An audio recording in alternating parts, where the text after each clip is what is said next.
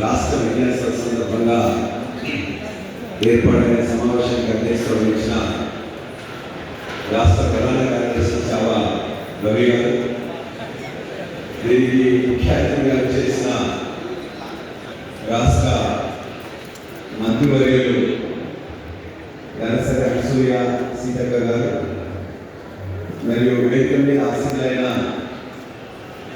మిత్రులు నర్సరెడ్డి గారు, నల్లారి గారు, మరియు జగదీశ్వరన్న, చాలామంది యూటీఎఫ్ రాష్ట్ర నాయకత్వం, అదేవిధంగా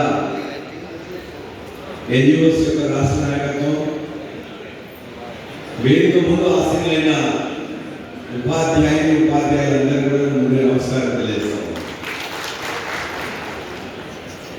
ఇక్కడ ఉండే పైన కూర్చున్న అందరి నాయకత్వంతో గతంలో నేను దాదాపుగా ఒక 2 దశాబ్దాలు కలిసి పనిచేసిన సందర్భం అన్నాడు. దాదాపు ఆనాడు నేను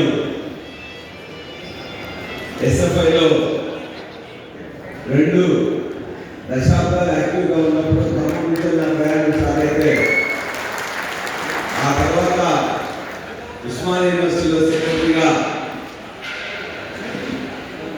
ప్రజాస్వామ్య ఉద్యమాలతో కలిసిపోయి ఆల్మోస్ట్ 2 దశాబ్దాలు కలిసి ఉన్నా. కాబట్టి ఇక్కడ ఉన్న వాళ్ళందరూ కూడా వారి యొక్క అనేక లెక్చర్స్తో వాళ్ళందరితో నేను స్ఫూర్తి పొందిన వాళ్ళు. మన హరేంద్ర గారు కావచ్చు, చాలా మంది ఇక్కడ ఉండే వాళ్ళందరితో కూడా పనిచేసి విద్యా సమస్యల మీద నాకు కొద్దిగా అవగాహన కలగడానికి, విద్యారంగం మీద కొద్దిగా అవగాహన కలగడానికి ఇక్కడ కూర్చున్న ఈ నాయకత్వమే నాకు ఆనాడు పాఠాలు చెప్పింది. కాబట్టి వాళ్ళందరికీ కూడా ధన్యవాదాలు చేస్తున్నాను. 2014 తర్వాత నేను యాక్టివ్గా పాలిటిక్స్ వచ్చిన తర్వాత విద్యారంగం గురించి గత ప్రభుత్వంలో ఉన్నప్పుడు కొన్ని సమస్యలు నా దగ్గర తీసుకొచ్చేవాళ్ళు. వాటిని ఆ సమస్యల సాధన కోసం కూడా నేను కొంత పనిచేసిన. చాలా రవి గారు, అదేవిధంగా వారి బృందం మొత్తం కూడా గత 10 సంవత్సరంలో ఆనాటి ప్రభుత్వం 2014 వరకు నా దగ్గర సమస్యలు వస్తాయి. కొన్ని సాగు అయినాయి, కొన్ని సాగు కాకపోవచ్చు. కానీ నా ప్రయత్నంలో మాత్రం ఇప్పుడు లేదు. ప్రతిసారి వారు తీసుకొచ్చినప్పుడల్లా ప్రభుత్వం నివేదించేవాడిని. ఆ నివేదనలో కొన్ని సాధమైనవి, కొన్ని కాకపోయాయి.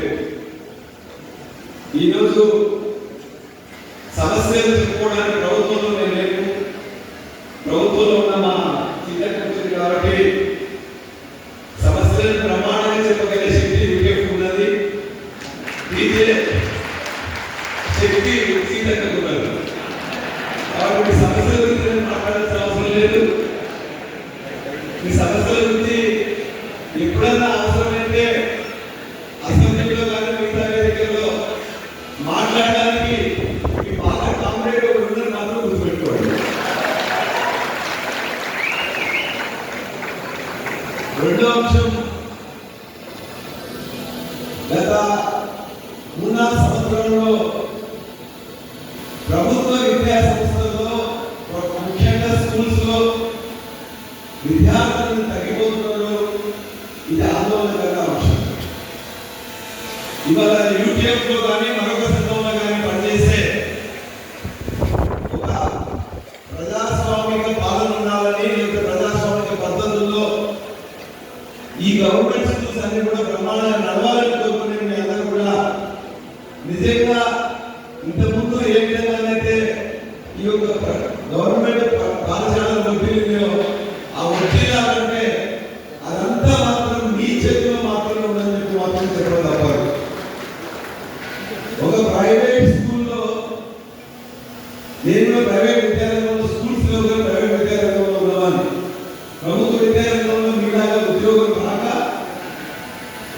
తప్పనిసరిగా నాకు నేను కొంతమంది కలిసి కాలేజీ పెట్టుకొని విద్యారంగం కావచ్చు, విద్యా వ్యాపారంలో ఉన్నవాళ్ళు. విద్య ఒక స్కూల్, ఒక ప్రైవేట్ స్కూల్, ఒక గవర్నమెంట్ స్కూల్ ఒక విలేజ్ లో ఉంటే ఆ గవర్నమెంట్ స్కూల్లో ఉండే ఉపాధ్యాయులు